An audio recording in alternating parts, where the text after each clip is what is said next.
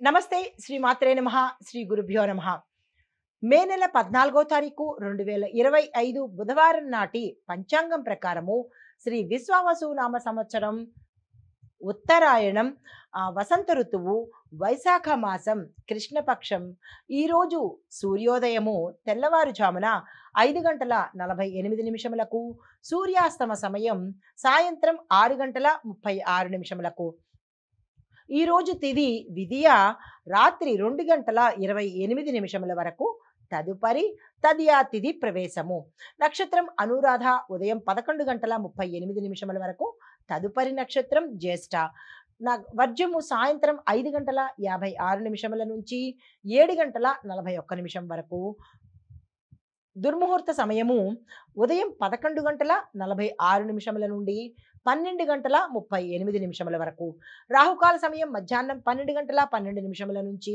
మధ్యాహ్నం 1 గంట 48 నిమిషముల వరకు తదుపరి యమగండ కాలము ఉదయం 7 గంటల 24 నిమిషముల నుంచి ఉదయం 9 గంటల వరకు బ్రహ్మ ముహూర్త సమయము తెల్లవారుజామున 4 గంటల 12 నిమిషముల నుంచి తెల్లవారి 5 గంటల వరకు అమృత ఘడియలు తెల్లవారుజామున 4 గంటల 27 నిమిషముల నుంచి ఉదయం 6 గంటల 12 నిమిషముల వరకు అభిజిత్ ముహూర్తము ఈ రోజు లేదు. ఇది నేటి పంచాంగం. నమస్తే. తదుపరి రాశి మకర రాశి. ఈ మకర రాశి వాళ్ళకి ఆర్థికంగా దినదినాభివృద్ధి చెందుతారు. ఈరోజు ఆర్థికంగా లాభపడే అవకాశం కనబడుతోంది. వృత్తిలో పురోగతి గోచరిస్తోంది. కుటుంబంలో శాంతియుత వాతావరణం కనబడుతోంది. శ్రమకు తగిన ఫలితము, గతంలో మీరు చేసిన శ్రమకు ఈసారి ఫలితాన్ని పొందే అవకాశము ఈ రోజు కనబడుతోంది. ఆకస్మిక ధనప్రాప్తి, ఆకస్మిక ప్రయాణాలు, ఆకస్మికంగా శుభవార్తలు వినే అవకాశం ఈ రాశిలో వాళ్ళకి గోచరిస్తోంది. తదుపరి రాశి కుంభరాశి.